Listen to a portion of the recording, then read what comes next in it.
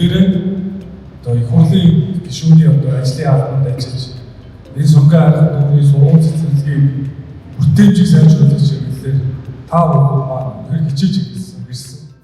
Улсын хурлд анх хэлгээж байсан сонгон хариуцлагчид тэр дундаа одоо миний сонгогдсон анхны тойрог 19-р хорооныхондоо дахин талархал илэрхийлээ. Та бүхэндээ бас өргөж баярлаж талархаж явдгаа илэрхийлье.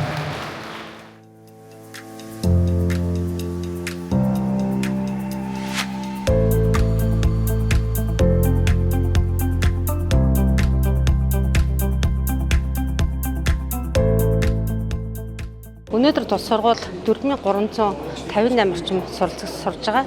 За ингээд дөрөвтөлийн 3 дугаар байр ашиглалтанд орсноор бид нар 3 ижил салж 2 ижинд орсон.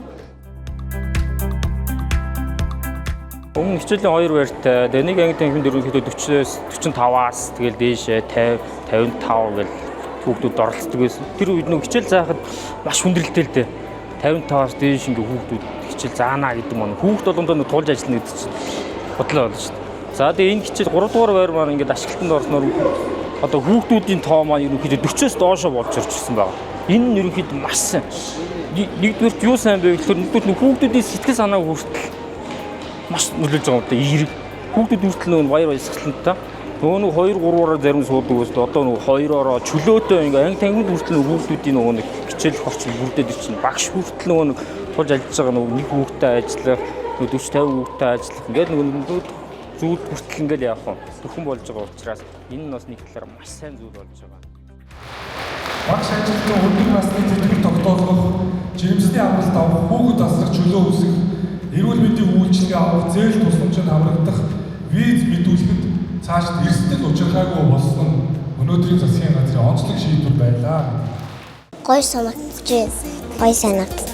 Гой санагдаж байна. Пинтийн заалуу гой санагдаж байна. Орчин тойрон энэ энгийн цагаан сандрын сайхан гоё том ах их нэртэй баярлаа. Бидний ийм сургуультай болгоход баярлаа. Би илүү онцгнаа. Задахгүй тогтоомоо ханаг юм шиг бат